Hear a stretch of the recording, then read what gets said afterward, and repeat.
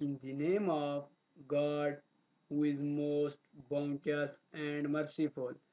Speaker Mr. Syed Hamad Raza Shah, Department of Zoology, University of Education, Lahore, DG Khan. Today we discuss lecture number 21, subject Basic Algebra. Layout exercise 6.6. Here we discuss exercise 6.6. Question number 1, question number 6, question number 7 and 9. Here we discuss exercise 6.6 of question number 1, question number 6, question number 7 and 9. References. References of books are given below. First, Fundamental of Algebra and Trigonometry. ये एक book है आपकी जो references book में से है. Fundamental of algebra and trigonometry, Swokowski, EW, PWS, Kent Company, Boston, 1986. Second, Mathematics, Algebra and Trigonometry. This is also the references books. 11. Punjab text book board Lahore. आप इन references book को यूज़ करके assignment और question जो दिए गए हैं आपको आप इजीली सॉल्व कर सकते हैं. These are references books of given subject basic algebra. Now we discuss question number 1 of exercise 6.6. Find the fifth term of the geometric progression 3, 6, 12 up to so on. एक क्वेश्चन आपको दिया गया है, आपने इसकी फिफ्थ टर्म फाइंड करनी है of the geometric progression use करके. 3, 6, 12 up to so on. Solution. Now we find solution of this question. Geometric progression is 3, 6, 12 up to so on. हमने इसकी fifth term of geometric progression find करनी है. Here a1 equal to 3. First number is called a1. a1 equal to 3 और हमारे पास होता है difference. Second value divided by first value. 6 divided by 3 equal to 2 और हमारे पास डिफरेंस आ गया है 2. a1 की वैल्यू हमारे पास 3 और की वैल्यू हमारे पास 2 आ गई है. n is equal to 5. n क्या है? नंबर ऑफ टर्म्स कि हमने कौन सी टर्म फाइंड करनी है इन जियोमेट्रिक प्रोग्रेशन. वह हमने fifth term of geometric progression find करनी है, इसीलिए हमने n को वैल्यू दी है equal to 5. n equal to 5. अब हमारे पास फार्मूला होता है an इक्वल टू a1 और की पावर n माइनस 1. हमने nth टर्म ऑफ फाइंड करने के लिए फार्मूला होता है. अब हम यहाँ फाइंड कर रहे हैं fifth term of geometric progression. ये आपके पास फार्मूला है nth टर्म फाइंड करने के लिए आप जियोमेट्रिक प्रोग्रेशन. हम यहाँ फाइंड कर रहे हैं fifth term of geometric progression. हमारे पास n की वैल्यू 5 है. a5 equal to a1 r की पावर 5 माइनस 1. हमने n की जगह उसकी वैल्यू 5 पुट की है. a1 r की पावर n माइनस 1 था, हमने n की जगह पर 5 पुट किया है, 5 minus 1. a5 equal to a1 की वैल्यू हमारे पास गिवन है 3, हमने वैल्यू 3 पुट की है और r की वैल्यू हमारे पास गिवन है डिफरेंस 2, 2 की पावर 4. 5 minus 1 become 4. अब हम इसे सिंप्लीफिकेशन करते हैं. 3 इंटू 2 की power 4 mean 2 multiply 2 multiply 2 multiply 2. 2 को 4 टाइम मल्टीप्लाई करना है विद इट सेल्फ. हमारे पास आंसर आएगा 16. a5 equal to 3 into 16. a5 equal to 48. 3 multiplied by 16 equal to 48. Now we discuss question number 6 of exercise 6.6. Which term of the sequence x square minus y square x plus y up to so on is x plus y over x minus y की whole power 9। ये हमारे पास question है कि which term of sequence, कौन सी term of sequence है, आप find करें। Solution, sequences is, sequences जो दिया गया है x square minus Y square x plus y up to so on x plus Y over x minus y का whole square. ये हमारे पास गिवन क्वेश्चन है। अब हम here a1 equal to x square minus y square, first term is called a1, this is the value of a1, or is called difference, or is called difference, second value divided by first value, x plus y divided by x square minus y square, this becomes equal to 1 over x minus 1, क्योंकि इसके हमने pair बनाए हैं x square minus Y square को हम लिख सकते हैं x plus Y x minus y, x plus y से कट जाएगा, ऊपर 1 बच जाएगा, नीचे एक्स माइनस वाई, और की वैल्यू है equal to 1 over x minus y. Let a N equal to x plus Y over x minus Y की होल पावर 9। ए एन को हमने लेट किया है कि लास्ट वाली जो टर्म है nth टर्म, इसे हमने ए एन का नेम दिया है A N equal to x plus Y over x minus Y की होल पावर 9। एन एन हमने यहाँ फाइंड करना है कि which term of the sequence के कितनी टर्म ऑफ सीक्वेंस में दिए गए हैं, एन हमने फाइंड करना है, एन की वैल्यू फाइंड करनी है। nth टर्म फाइंड करने का फार्मूला ये है कि A N equal to A one R की पावर एन माइनस 1, ये nth टर्म फाइंड करने का फार्मूला है, क्योंकि यहाँ हमने n की वैल्यू फाइंड करनी है और हमारे पास r की वैल्यू भी गिवन है, a1 की वैल्यू भी गिवन है। r की वैल्यू हमारे पास ये दी गई है 1 ओवर x माइनस वाई, और a1 की वैल्यू हमारे पास x square minus Y square दी गई है। अब हम इस फार्मूले में a1 और r की वैल्यू पुट कर रहे हैं। x plus Y over x minus Y की होल पावर 9, हमने वैल्यू पुट की है equal to X square minus Y square over X square minus Y square into 1 over x minus Y की whole power n minus 1।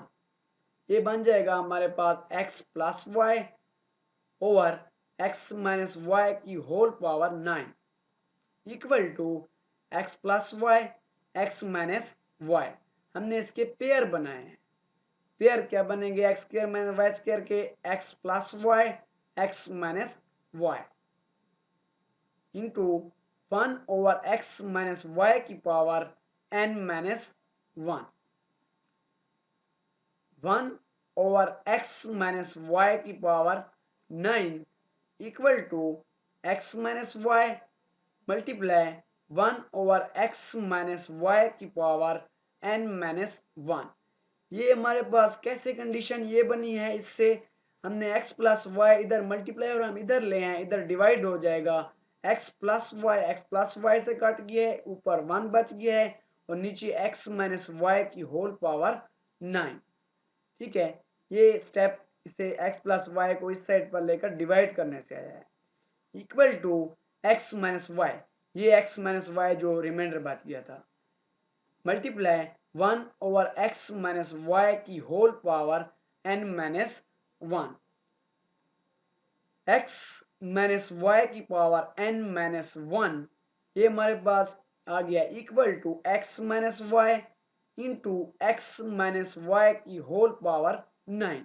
ये हमारे पास ये condition कैसे आई है कि 1/x-y और ये 1/x-y की पावर n-1, हमने इसे इस साइड पर मल्टीप्लाई किया है, x-y मल्टीप्लाई हो गया है x-y की होल पावर 9 से, और यहाँ 1 मल्टीप्लाई हो गया है x-y की पावर n-1, हमने क्रॉस मल्टीप्लाई किया है तो हमारे पास जो इक्वेशन बनी है x-y की whole power n-1 equal to x-y into x-y की होल पावर 9।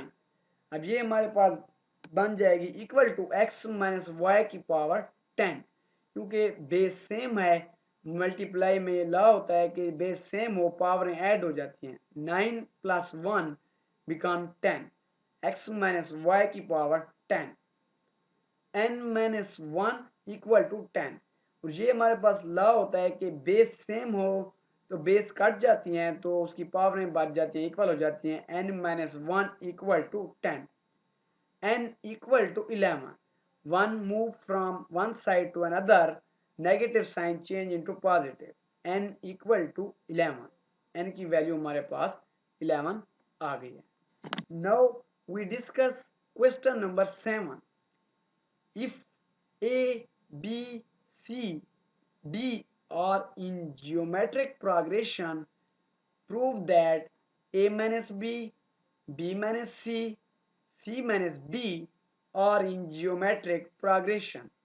क्वेश्चन दिया गया है हमें कि हमने ए बी सी और डी जियोमेट्रिक प्रोग्रेशन में दी गया है, then prove that A minus B minus C minus D are in geometric progression. Solution, since A B C D are in geometric progression, this is a given question. b over a equal to c over b equal to d over c, क्योंकि हम second value को divide करेंगे first value से, इसी तरीके से third value को divide करेंगे सेकेंड वैल्यू से, और फोर्थ वैल्यू को डिवाइड करेंगे थर्ड वैल्यू से। हमारे पास बन जाएगी b over a equal to c over b equal to d over c। अब हम इसे मल्टीप्लाई कर रहे हैं, ये इससे जब मल्टीप्लाई होगा cross multiplication, b square equal to ac, then equation becomes b square equal to ac and c square equal to b d. जब इन दोनों को मल्टीप्लाई करेंगे, क्योंकि ये इसके भी इक्वल है और इसके भी इक्वल है, जब इसे इसके इक्वल करेंगे तो C multiply by C square equal to B multiply by D B D. अब जब बी ए को इक्वल करेंगे डी सी के, क्योंकि ये भी इसके इक्वल है, ये इसके इक्वल है और ये इसके इक्वल है, बी ओवर ए को जब मल्टीप्लाई करेंगे डी ओवर सी से तो हमारे पास इक्वेशन बनेगी B C equal to A D with cross multiplication. Cross multiplication से हमें ये तीन इक्वेशनें हासिल होती हैं, A minus B minus C minus D are in geometric progression. A minus B minus C minus D are in geometric progression. If b minus c divided by a minus b equal to c minus d divided by b minus c, ये हमारे पास question बन गया। If b minus c whole square equal to a minus b into c minus d, then equation becomes, फिर हमारे पास equation ये बन जाएगी b minus c whole square equal to a minus b into c minus d। if b minus c whole square equal to, अब हम इसे multiply कर रहे हैं, a को a multiply by c a c minus a multiply by d a d. अब minus b को multiply करेंगे, minus b multiply by c minus b c minus minus plus b multiply by d b d. if b minus c whole square equal to b square minus bc minus bc plus c square, ये हमारे पास कैसे equation बनी है, ac की value हमने पीछे find की हुई थी b स्क्वायर के इक्वल थी, हमने ए सी की जगह उसकी वैल्यू बी स्क्वायर पुट कर दी है और माइनस बी सी यानी ए डी की जो वैल्यू थी हमारे पास बी सी निकली हुई थी, हमने ए डी की वैल्यू बी सी पुट कर दी है और माइनस बी सी और बी डी की वैल्यू हमारे पास सी स्क्वायर थी, बी डी की जगह हमने उसकी वैल्यू सी स्क्वायर पुट कर दी है। If B minus C whole square equal to b square minus two b c plus C square, ये दोनों माइनस के हैं, जब हम इनसे ऐड करेंगे तो माइनस टू बी सी बन जाएगा plus C square. If B minus C whole square equal to B minus C whole square, ये फार्मूला है A square plus B square minus two A B से हम लिख सकते हैं ए माइनस बी यानी B minus C whole square which is true, hence A minus B minus C minus D are in geometric progression. हमने ये suppose किया था कि बी माइनस सी होल स्क्वायर प्रूव हो गया, बी माइनस सी whole square, इसका मतलब A minus B minus C minus D are in geometric progression. Now we discuss question number 9 of exercise 6.6. Find the nth term of the geometric sequence if a5 over a3 equal to 4 by 9 and a2 equal to 4 by 9. Solution a2 हमारे पास formula होता है equal to a1 r, तरीके से A3 का हमारे पास formula होता है, हमने पिछले लेक्चर में ड्रा किया था formula equal to A1 R square, तरीके से A5 equal to A1 R की पावर 4।